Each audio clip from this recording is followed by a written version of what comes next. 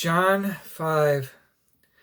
Sometime later, Jesus went up to Jerusalem for a festival of the Jews. Now there is in Jerusalem near the Sheep's Gate a pool, which in Aramaic is called Bethesda, and which is surrounded by 5 covered colonnades. Here a great number of disabled people used to lie, the blind, the lame, and the paralyzed. One who was there had been an invalid for 38 years. When Jesus saw him lying there and learned that he had been in this condition for a long time, he asked him, "Do you want to get well?" "Sir," the invalid replied, "I have no one to help me into the pool when the water is stirred. While I am trying to get in, someone else goes down ahead of me." Then Jesus said to him, "Get up, pick up your mat and walk." At once the man was cured. He picked up his mat and walked. The day on which this took place was a Sabbath, and so the Jews said to the man who had been healed, "It is a Sabbath. The law forbids you to carry your mat."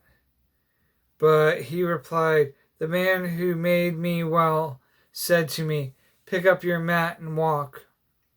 So they asked him, "Who is this fellow who told you to pick it up and walk?"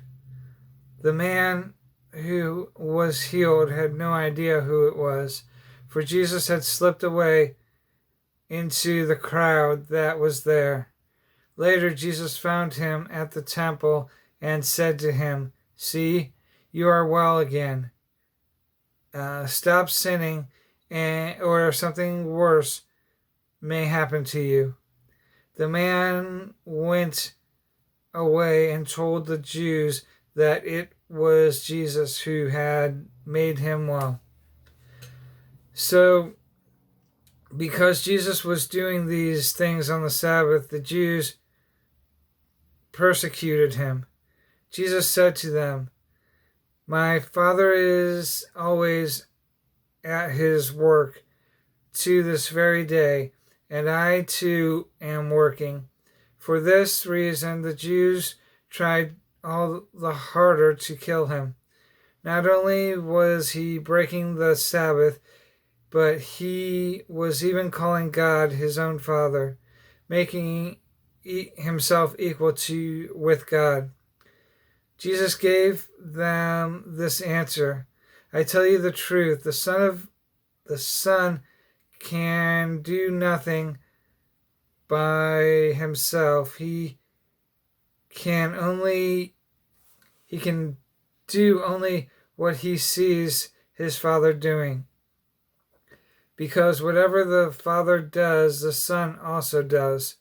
For the Father loves the Son and shows him all he does. Yes, to your amazement, he will show him even greater things than these. For just as the Father raised the dead and gives them life, even so the Son gives life to whom he is pleased to give it. Moreover, the Father judges no one, but has entrusted all judgment to the Son, that all may honor the Son just as they honor the Father. He who does not honor the Son does not honor the Father who sent him. I tell you the truth, whoever hears my word and believes him who sent me has eternal life and will not be condemned. He has crossed over from death to life. I tell you the truth. A time is coming and has now come when the dead will hear the voice of the Son of God, and those who hear will live. For as the Father has life in himself, so he has granted the Son to have life in himself. And he has given him authority to judge because he is the Son of Man.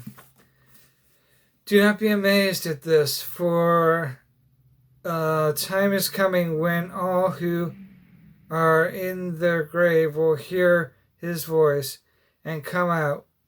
Those who have done good will rise to life, and those who have done evil will rise to be condemned. By myself I can do nothing. I judge only as I hear, and my judgment is just. For I seek not to please myself, but him who sent me. If I testify about myself, my testimony is not valid. There is another who testifies in my favor, and I know that his testimony about me is valid. You have sent to John, and he has testified to the truth. Not that I accept human testimony, but I mention it that you may be saved. John was a lamp that burned and gave light, and you chose for a time to enjoy his light. I have testimony weightier than that of John, for the very work that the Father has given me to finish, and which I am doing, testifies that the Father has sent me. And the Father who sent me has given testimony, has himself testified concerning me. You have never heard his voice, nor seen his form, nor does his word dwell in you, for you do not believe the one he sent. You diligently study the scriptures because you think that by them you possess eternal life. These are the scriptures that testify about me, yet you refuse to come to me to have life. I do not accept praise from men, but I know you. I know that you do not have the love of God in your hearts. I have come in my Father's name, and you do not accept me. But if someone else comes in his own name, you will accept him. How can you believe if you accept praise from one another, yet make no effort to obtain the praise that comes from the only God? But do not think I will accuse you before the Father. Your accuser is Moses, on whom your hopes are set. If you believed Moses, you would believe me, for he wrote about him. But since you do not believe what he wrote, how are you going to believe what I say?